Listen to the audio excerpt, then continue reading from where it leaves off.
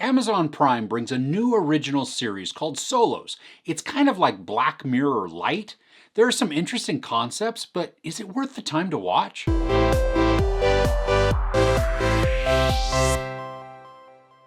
Solos is a 7-part anthology series that explores the strange, beautiful, heartbreaking, hilarious, and wondrous truths of what it means to be human. I said that this is kind of like Black Mirror light. We have some semi-futuristic episodes that have some darker elements to the story content, but the series doesn't ever really fully delve into that madness or darkness. There are 7 episodes in this, and they feature some top-notch performances. Basically, each episode focuses on one performer, so hence the name Solos. So have you ever watched a play or a movie where a character gets to perform a monologue, and when it's done well, it's just absolutely spellbinding? That's kinda like what we get with Solos. Each episode is really a 20 to 30 minute monologue that highlights the true talent of the actor that's in the episode. Sometimes the character will interact with an unseen voice, but really, most of the time, the weight of the episode rests solely on the shoulders of the actor that we're watching on screen. These stories run the gamut of emotions, too.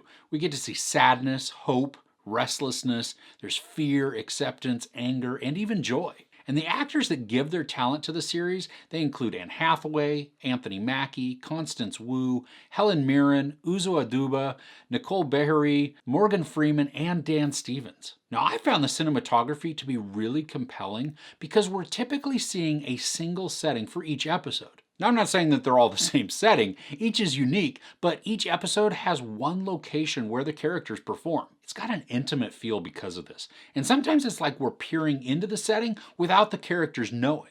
But then there are moments where the actor feels like they're addressing us directly. Each performance has a rawness to it also. Constant Wu's episode in particular is really open and transparent. And some of the dialogue just feels poetic in the way that it's formed, but there's also this trauma to the words.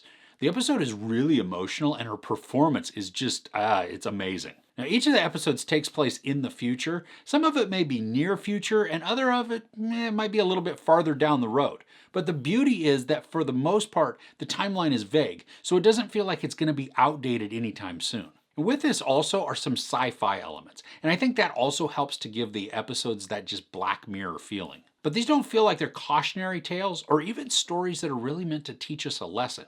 We just watch some people live life in their environment inside the space of a very short period of time. Not all of these are going to leave you happy and chipper either. There are some episodes that are pretty depressing, but a few do leave us with some hope. Now, because we're watching single setting episodes, the pace can feel a little bit slower. No, not all of them feel that way though. I liked the mix and I felt that it gave us some good variety. And the two main components to each of the episodes are the dialogue and then the character. And each has to be riveting in its own right in order to hold our attention and keep us wanting to watch more. And because of the single setting, either one on their own just isn't enough. If the dialogue is great but the acting is lackluster or vice versa, it's just not going to work. Now, luckily, I found the dialogue to be really intelligent and compelling, but also it treated us as intelligent. The show didn't dumb down the writing to over-explain concepts, and I personally found that refreshing. I think too many times American shows are simplified because they don't have faith that we are going to be able to get the ideas that are being presented. And that's not the case here, and I appreciate it. From a technical standpoint, I loved the use of color within the episodes. Sometimes to show just a sterile atmosphere, we'd have very stark colors, and they'd also be used minimally. Other times, there's just this onslaught of different colors to help just throw us off balance, and that's what it's doing to the characters in that episode also. One thing that each character shares, even though it's not spoken, is isolation. And it's obvious from the setting, but that theme of being alone is prevalent and it affects the individual stories in different ways. I really got sucked into the performances and then the stories. Some of the twists of the episodes, they're dark and they're even unexpected. And each caught my attention in different ways, but I did find myself wanting to immediately start the next episode after finishing the previous one. I think it's going to be interesting to see if more of these are made. I loved that each episode highlights the talents of the actors and allows them to shine and showcase their ability to hold us captive with their words. There's no sex or nudity, some profanity, and no violence.